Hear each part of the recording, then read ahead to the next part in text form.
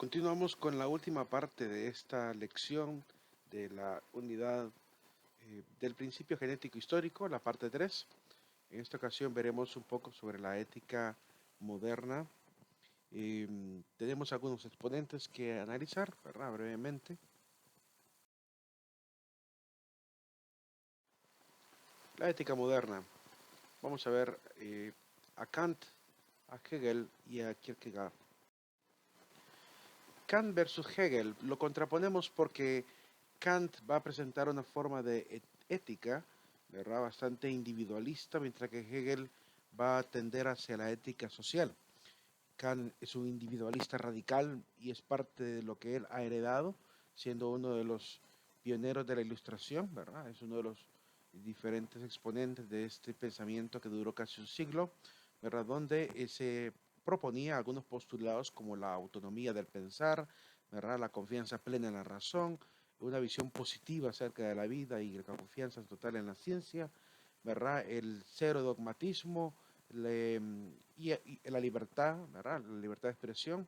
Todos estos elementos conforman parte del pensamiento ilustrado y pues es parte del individualismo que Kant va a reflejar. La ética social, por otro lado, ¿verdad? Es el objetivo del Estado. El Estado pues tiene que buscar no solo la ley, sino la virtud. Y de alguna manera Kant, siendo luterano, pensaba que el papel del Estado era instaurar el reino de Dios en la tierra, ¿verdad? Es parte de su pensamiento cristiano, ¿verdad? Heredado del luteranismo.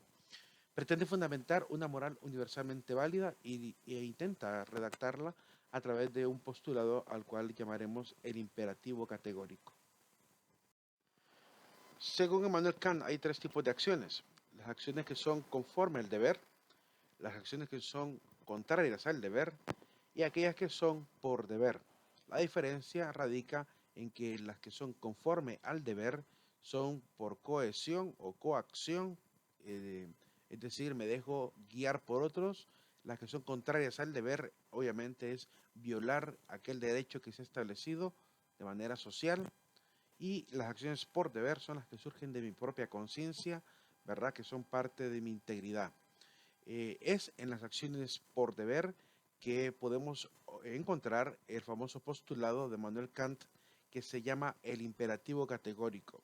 Este imperativo categórico aparece en una obra muy famosa. Kant escribió varias obras, entre ellas La crítica a la razón pura, Crítica a la razón práctica, La crítica del juicio, La estética, y en este caso pues también escribió La metafísica de las costumbres, la Grundlegung zur Metaphysik der Sitten del año 1785, donde expresa dos imperativos, dos postulados. El imperativo categórico, que se ocupa de mi deber, y la metafísica de la costumbre, que es el centro de la obra, que se encarga del deber de mi propia perfección. ¿Verdad? Por así decirlo, el imperativo categórico me ayuda a ir tomando decisiones de manera cotidiana, y la metafísica de las costumbres es la búsqueda del perfeccionamiento de las mismas acciones que surgen del imperativo categórico. Los postulados que aparecen también en el pensamiento de Kant tienen que ver con la libertad, la inmortalidad del alma y la existencia de Dios. Muchos han criticado esta situación en Kant porque él fundamenta el sentido del deber, por ejemplo, en la atención al juicio final, en la atención a que existe un Dios y tengo que obedecerle. Entonces la crítica que le han hecho a Kant es que para poder fundamentar los postulados como el imperativo, la metafísica de las costumbres, en la existencia de Dios tendría que dar obviamente pruebas de la existencia de Dios. Desgraciadamente Kant murió pues al poco tiempo, no pudo terminar muchas de sus obras, ¿verdad? De hecho, hay solo críticas a diferentes filosofías, no hay una obra, por así decirlo, positiva de Manuel Kant, por lo cual no pudimos ver cómo él fundamentaba la existencia de Dios. Sin embargo, creo que no lo habría hecho. Siendo un luterano, probablemente no pondría en discusión el tema de la existencia de Dios y no, pues no le importaría presentar un postulado fundamentado en Dios mismo sin necesidad de tener que demostrarlo como lo hizo Santo Tomás de Aquino en la Edad Media, ¿verdad? Existiendo ya obviamente las pruebas de Tomás de Aquino, no hay necesidad de seguir demostrando nada más. Sin embargo, muchos esperaban que Kant hiciera eso. Y obviamente si cree en Dios, cree en todo lo demás que deviene de Dios, que es la inmortalidad del alma. El imperativo categórico se puede sintetizar en la siguiente frase: obra de tal manera que la máxima de tu acción sea considerada como parte de una legislación universal. Obra de tal manera que la máxima de tu acción sea considerada como parte de una legislación universal. Hay como 4 o 5 formulaciones del mismo imperativo categórico, pero en esencia es eso. La idea del imperativo categórico es decirnos que la máxima que motiva mi acto, es decir, la razón o el argumento o la justificación por la cual realizo mis actos, tienen que estar fundamentados en una idea de tal forma que considere yo que todo el mundo piensa de la misma manera, es decir, que nadie pondría en tela de juicio de que mi decisión fue la más correcta. Entonces, es un tema de subjetividad moral, la que nace con Kant, ¿verdad? Y que intentaba hacer comprender, pues, que es importante que el individuo tenga esta autonomía. Obviamente él va a considerar que para poder ejercer el imperativo categórico es necesario que las personas cumplan al momento de deliberar, pues algunas condiciones que veremos más adelante. Su ética es a priori autónoma y categórica. Esta es otra dificultad en Kant, el hecho de que él utiliza algunas palabras y frases que comúnmente no son utilizadas, no eran utilizadas antes de él en la misma manera como él la va a utilizar. Por ejemplo, a priori significa antes de la experiencia, a posteriori significa después de la experiencia. Hoy lo comprendemos porque se ha vuelto una frase muy común, ¿verdad? Pero en aquel entonces era un poco difícil porque no se utilizaban en ese sentido. Cuando habla de autónoma se refiere a una subjetividad, ¿verdad? Al tema de la subjetividad moral. Categórica significa que aplica en todo momento. Es un postulado que se aplica cada vez que voy a deliberar. Veamos cuáles son las condiciones que él presenta para que el imperativo categórico sea realmente un postulado válido. Hay que decir, pues, y repetir que su ética es autónoma, por tanto es una ética individual en contraposición y a diferencia de la ética heterónoma o ética social. Las condiciones que debe tener un acto y sobre todo el proceso de deliberación consisten en al menos 3 cosas. 3 criterios debe cumplir la ética autónoma. Debe auto-obligarse, es decir, no solamente es concebir esa ley universal, sino que tengo que cumplirla en mi propia vida. Por tanto, me obliga, ¿verdad? Si la conozco, si conozco el principio que me lleva a actuar moralmente, ese principio me tiene que obligar siempre. Incondicionalidad quiere decir que es categórico, es decir, que me debe obligar bajo cualquier circunstancia, ¿verdad? No hay forma de dejar de cumplir el imperativo en mi vida. Y la universalidad se refiere a que es válido para todos. Significa que la máxima que yo conciba como máximo universal, para que sea realmente universal, tiene que ser una ley que todo mundo considere válida, ¿verdad? La dificultad de esta ética en Kant es que se necesita muchísima madurez para poder llegar a concebir esa máxima, ¿verdad?, de la acción. Porque, pongamos un ejemplo sencillo. En el caso de que un padre vea que sus hijos están aguantando hambre, digamos que tienen un desempleo de 6 meses, nadie le da trabajo, pero sus hijos necesitan el alimento, ¿verdad? No tiene terreno, no tiene trabajo, no tiene insumos, ¿verdad? ¿Qué opción le quedaría a este padre para poder darle a sus hijos el sustento? La mayoría de padres dirían, voy a tener que robar o mendigar en la calle, ¿verdad? Y si es demasiado difícil el mendigar en la calle, quizás le sea más fácil poder robar algo descuidadamente. Entonces va a utilizar obviamente este principio, va a llegar a concebir que cualquier padre bajo su misma circunstancia pues actuaría de la misma manera. Por tanto, esa máxima que lo mueve a él a actuar de manera aparentemente desmoralizada, esa circunstancia o máxima todo padre lo sentiría si estuviera bajo sus mismos zapatos, ¿verdad? Entonces, ese es el problema por el cual el imperativo categórico se puede volver algo subjetivo, ¿verdad? El narcotraficante dice, yo tengo que sostener a mi familia. el asesino, tengo que pagar mis deudas. Entonces, cualquier persona que cometa un acto inmoral podría llegar a justificarse diciendo de que su máxima fue buena. ¿Por qué? Porque todo el mundo haría lo mismo si hubiese tenido la misma vida, la misma circunstancia. Ahí es donde radica el problema, ¿verdad? Del imperativo categórico y por el cual ha sido bastante juzgado. Pero si lo dejamos hasta el punto donde eh, las máximas que nosotros decidamos y concibamos como universales sean las mejores, pues no tendríamos mucho problema. De hecho, este imperativo categórico lo cumplimos sin necesidad de haber conocido a Kant, ¿verdad? Por ejemplo, un padre de familia que deja de comer su alimento para dárselo a su hijo.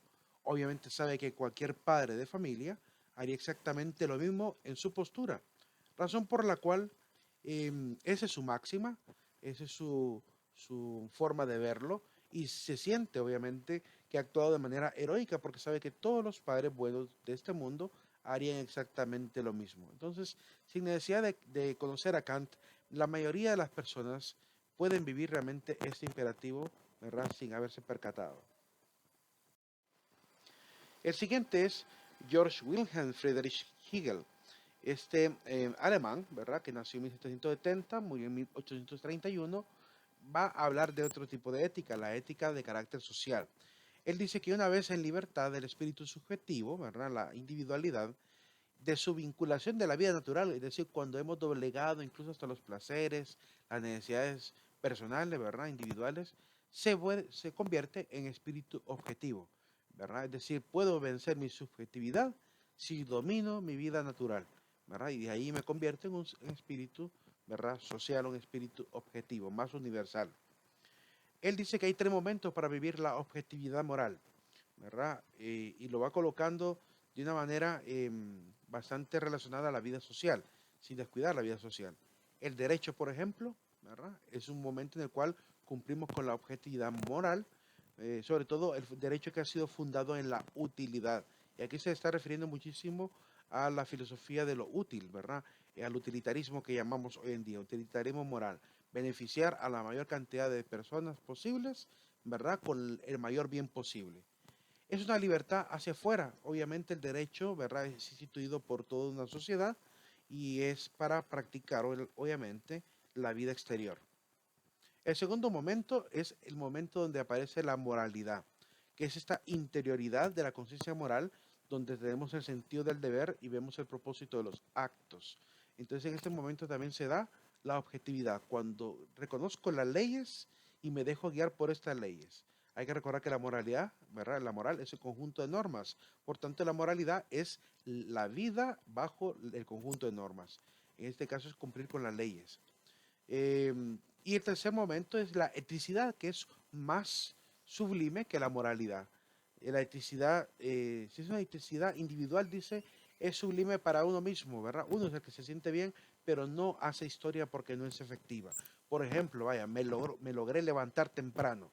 Ese acto de eticidad para mí es sublime porque me cuesta de repente levantarme, pero para la sociedad eso no pasa a la historia, eso no tiene ninguna relevancia. Por tanto, la eticidad se puede convertir en un acto sublime cuando se da en la colectividad. Es en la colectividad donde se vuelve sublime la eticidad. Es lo que afirma Hegel. Hegel, por otro lado, dice que no hay lucha entre ser y deber. Para la gente que a veces considera que las normas son un poco difíciles, dice que eso no debería ser así, porque el ser y el deber no pueden estar enemistados, es decir, debe haber obviamente parte de la naturaleza, ¿verdad? Ya obligada a cumplir los deberes. Por ejemplo, el deber de alimentarme, el deber de dormir, esos deberes que son naturales ya están en el ser. Por tanto, los deberes sociales no deberían ser tan difíciles también de poder lograr. La virtud, por otro lado, es la realización del deber, ¿verdad? Obviamente hay que cultivar las virtudes para poder cumplir nuestros deberes, es encarnar el deber en nuestro ser, en eso consiste la virtud. La eticidad para él se va a cumplir en tres momentos. Hay que reconocer que eticidad, decimos, es un momento más sublime de la individualidad, ¿verdad? Yo soy ético cuando me he vuelto más colectivo. Entonces, la eticidad de la persona se cumple en esos tres momentos. En la familia, cuando convive con los demás, en la sociedad, cuando convive con los extraños, y en el Estado, que para Hegel, es el nivel más elevado de eticidad y de objetividad, ¿verdad? Por lo cual la ética de Hegel va a terminar siendo una ética social. Así que de la ética individualista de Kant pasamos a la ética social de Hegel. En síntesis, relacionando a Kant versus Hegel, por lo general, dice en la obra del espíritu del cristianismo Hegel, Jesucristo, ¿verdad?, opuso el sujeto a la ley. Él se está refiriendo a este texto que he colocado aquí en el lado derecho, que es Marcos capítulo 27, donde Jesús responde a los que le acusaban de no cumplir con la ley del día de reposo. Él dice, el día de reposo se hizo para el hombre y no el hombre para el día de reposo. Es decir, está por encima el hombre a la ley y no la ley por el hombre, ¿verdad? Es decir, la ley se vuelve una sirviente al hombre.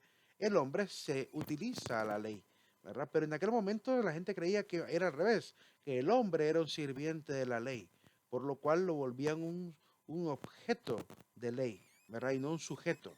No, es el hombre que debe tomar las decisiones, es el hombre que debe actuar moralmente, por tanto todo tipo de norma debe serle útil a él para alcanzar la virtud. Eso es lo que Jesús quiso contraponer, el sujeto versus la ley. Opuso realmente la moralidad a la ley. No significa eso, no significa ser inmorales, sino simplemente aprender a valorar la humanidad por encima de la ley, sobre todo porque hay leyes que se vuelven absurdas, como por ejemplo esta de no cortar grano en día sábado, y si el cuerpo tiene necesidad, ¿verdad? Y Jesús incluso le va a poner un texto bien interesante, le va a aludir un hecho del Antiguo Testamento, cuando dice que el rey David entró a la casa de Dios y agarró de los panes que estaba prohibido comer y se lo repartió a la gente que andaba con él, a los que luchaban con él, los soldados, para poder alimentarlos. Entonces Jesús quería hacer ver que no podemos colocar normas absurdas si menospreciamos al ser humano, ¿verdad? Y eso es lo que realmente tratamos de analizar. La moralidad es, según Kant, la elevación de lo individual a lo universal. Es decir, mi subjetividad, ¿verdad?, se vuelve universal. Es decir, la unifico, es unificación, es cancelación de las partes opuestas por la unificación. Esta parte opuesta entre el ser individual y el ser colectivo, ¿verdad?, se elimina en Kant porque, dice Hegel, ¿verdad?, va a elevar obviamente la individualidad al carácter de universal. Por tanto, Kant eleva la individualidad, esa subjetividad moral, hacia la universalidad que es objetividad moral. Y lo trato de sintetizar así, como si sabiendo por mí mismo lo que es recto, voy tras ello, ¿verdad? Me obligo a mí mismo a cumplir con esa universalidad. Ahí donde está la elevación. Mientras que Hegel doblega la individualidad moral a la universalidad moral. Quiere decir que, y aquí lo sintetizo en esta frase, se me enseña lo que es recto y por tanto me siento o estoy obligado a obedecerlo. Es un poco diferente, ¿verdad? Porque en este caso, en la primera me autoobligo y en la posición de Hegel, ¿verdad? Son otros los que me obligan, ¿verdad? Podría llegar a sentir la obligación, pero porque sé que otros me lo están mandando, no nace de mí, ¿verdad? Y es ahí donde estas dos éticas, social e individual, van a estar jugando pues una especie de balanza en la vida del ser humano hasta el día de hoy, ¿verdad? El siguiente es Soran Obi Kierkegaard, danés, ¿verdad?, de Dinamarca, considera que el hombre tiene que trascender toda fijación, toda objetivación, incluso la del Estado, siempre impersonal, para alcanzar la subjetividad de la existencia, porque últimamente estamos solos. Él es un individualista extremo, se podría decir, ¿verdad?, más que Kant, porque en este caso él considera que la ética del ser humano podría estar incluso por encima de la ética del Estado. Y es necesario a veces trascender a eso. ¿Por qué? Porque ya hemos visto sociedades en las cuales una sociedad completa ha estado equivocada respecto al código moral. Pongamos un ejemplo, ¿verdad? Todos los que se dejaban llevar por las leyes nazis, todos los que se dejaban llevar por leyes de fanatismos religiosos. Esa gente estaba tan equivocada moralmente hablando, ¿verdad?, que creían fervientemente que su sistema estaba muy bien elaborado. razón por la cual era importante que alguien surgiera, si no dentro del grupo, exterior al grupo, y que se diera cuenta realmente de que había un grave error en la sociedad. Pongo el ejemplo a través de Sócrates. Sócrates, entre toda su comunidad de atenienses, ¿verdad? Fue considerado el hombre más sabio, porque supo, ¿verdad?, estar en contra de todo lo que corrompía realmente y que él consideraba pues era la sociedad misma. La civilización misma terminaba corrompiendo al hombre, por lo cual él va a remar contra corriente y va a marcar un hecho, ¿verdad? Va a marcar un hito en la vida de los atenienses, ¿verdad? Y un ejemplo más cercano, Jesucristo, ¿verdad? También se opuso al sistema religioso de su época, ¿verdad? En el sentido de que había mucha hipocresía y trata de llevar la ley a cumplimiento, ¿verdad? Pleno, por lo cual se gana muchos enemigos en el camino, ¿verdad? Pero su ética trascendía, obviamente, la colectividad, iba por encima, ¿verdad? En este caso, Kierkegaard considera que el ser humano puede alcanzar esta objetividad. Puede ser considerado como verdaderamente bueno el hombre que acepta, cuando menos con su pasividad y con su silencio, una situación social injusta. Por ejemplo, cuando vemos que un político está robando, quedarnos callados, ¿es realmente una actitud de justicia? ¿Verdad? Eso es lo que pregunta Kierkegaard. Por lo cual, la subjetividad moral también es importante. No podemos descuidarla, ¿verdad? Me gustó muchísimo ese de motivaciones, ¿verdad? Donde dice la peor forma de injusticia es la justicia simulada. Y es realmente lo que sucede con nuestros países latinoamericanos. Tenemos una justicia simulada. Esa es la forma de injusticia más clara. Para ir terminando, quería mostrarles nuevamente el cuadro de los filósofos. Ese es al que aludía yo, es el fresco, ¿verdad? En uno de los murales, está en el Museo Vaticano, ¿verdad? Y fue pintado por Rafael Sanzio. De hecho, Rafael aparece dentro del recuadro, ¿verdad? Es el que está, tal vez se logra ver el mouse, no sé si se logrará ver el mouse, si no voy a ponerlo con puntero. Vamos a ver. Este que está aquí, esta carita que está aquí, es el pintor. Él se pintó ahí mismo, ¿verdad? Eso es parte de su ego. Aparece también junto con los filósofos de Atenas. Y entre todos ellos, la única mujer filósofa notable es la que está aquí. La mayoría son varones y una que otra mujer escuchando. Parte del machismo también de aquella época. Pues bien, nos quedamos aquí. Seguiremos con la unidad siguiente en los próximos videos.